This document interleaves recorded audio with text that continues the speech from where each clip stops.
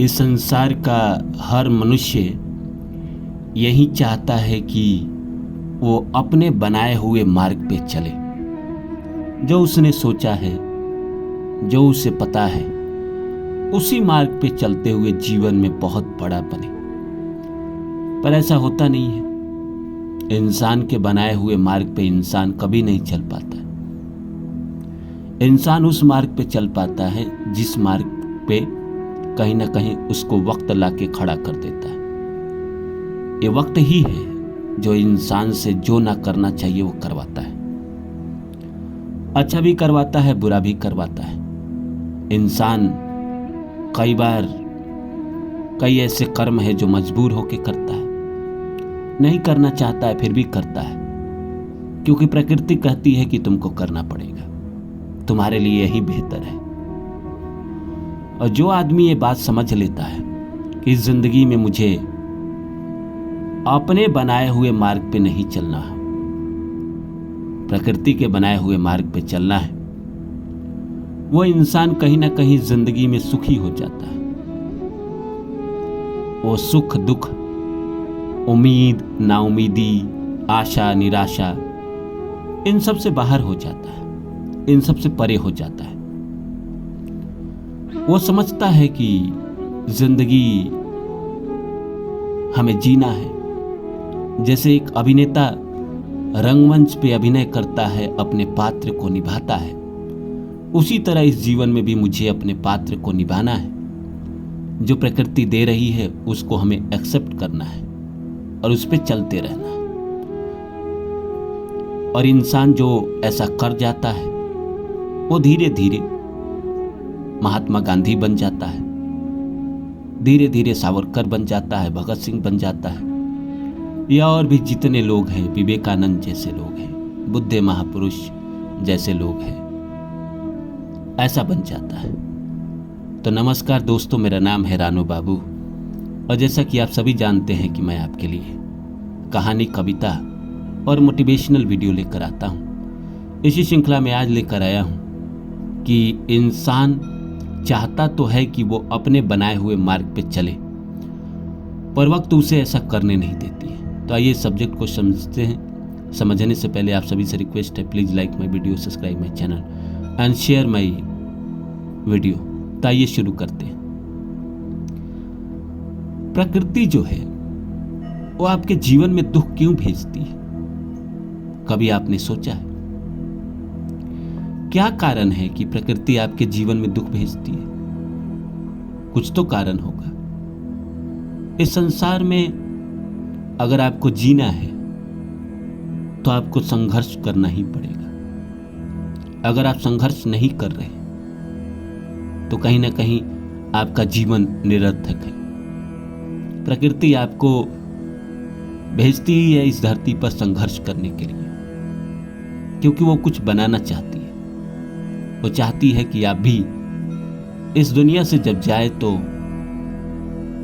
आपके पीछे आपका एक विचार हो जो लोगों में हो, लोग आपके जैसा बनना चाहे, लोग आपसे प्रभावित हो, कहीं ना कहीं वो अपने जीवन में आपके किए गए कर्मों को अपनाए। जैसे आप देखिए गांधी जी का जीवन कितना संघर्षपूर्ण रहा है। महान बनने से पहले साउथ अफ्रीका में उनको धक्का दिया गया ट्रेन से, भारत वो आए। भारत आने के बाद उनको कोई उतना पहचानता नहीं था। उन्होंने पूरे भारत की यात्रा की, फिर उन्होंने वैसा ही वेशभूषा पहना जो भारत के लोग पहनते थे। फिर वो आश्रम में रहने लगे, लोगों की बातें सुनने लगे, लोगों की समस्याएं सुनने लगे। फिर चंपारण गए, वहां से आंदोलन शुरू किया। इस आंदोलन में कई बार उनको जेल भी जाना पड़ा, गए, लेकिन उन्होंने चुना ही संघर्ष को। फिर वो इस संसार को जब छोड़ के गए तो आज भी उनके विचार जिंदा है। स्वामी विवेकानंद को ही देखिए, परिवार बीमारियों से मर रहा था, रामकृष्ण के पास गए और उन्होंने कहा कि मेरा कंडीशन ठीक करा दीजिए। तो वो कहे कि ठीक है, तुम जाओ और भगवान माँ काली से खुद मांगो। और विवेकानंद भगवान माँ काली से मांग नहीं पाए, माँ काली से मांग नहीं पाए। हमें लगता है लोगों का जीवन देख के कि वो बड़ा सफल है, बहुत ऊंचा बैठा है, पर उसके पीछे का हम संघर्ष नहीं देखते। और यही तो प्रकृति आपके जीवन में भी कर रही है, आपको भी वैसे मार्ग पे चला रही है। आपके जीवन में भी वैसी समस्या आ रही है जो आप चाहते हैं कि नहीं होना, ऐसा ना हो मेरे जीवन में। आप जो नहीं चाहते वही होता है। हर इंसान चाहता है कि मैं दुनिया की सुंदर से सुंदर स्त्री से शादी करूं, चाहे वो आदमी खुद कितना भी कुरूप क्यों ना हो, भले वो 1 रुपया कमाता ना हो, पर इसकी ख्वाहिश तो यही रहती है कि इस दुनिया के सबसे सुंदर, सबसे अच्छी लड़की से शादी करूं। पर क्या यह संभव है? प्रकृति आपको वैसा देगी? नहीं देगी। प्रकृति आपको वैसा देगी जो आपको पसंद ही ना हो,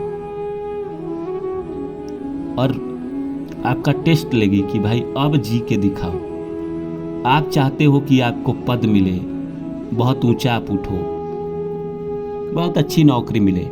प्रकृति आपको ऐसी नौकरी देगी जिसमें आपका दिल ही नहीं लगेगा, वो काम आपको करने का मन ही नहीं करेगा। फिर आप परेशान होगे, हताश होगे, वो आपका टेस्ट करते जाएगी, निराश होकर आप खुद ही एक दिन छोड़ दोगे। फिर प्रकृति आपको दुख देने लगती है, कष्ट देने लगती है। लेकिन जो आदमी ये समझ जाता है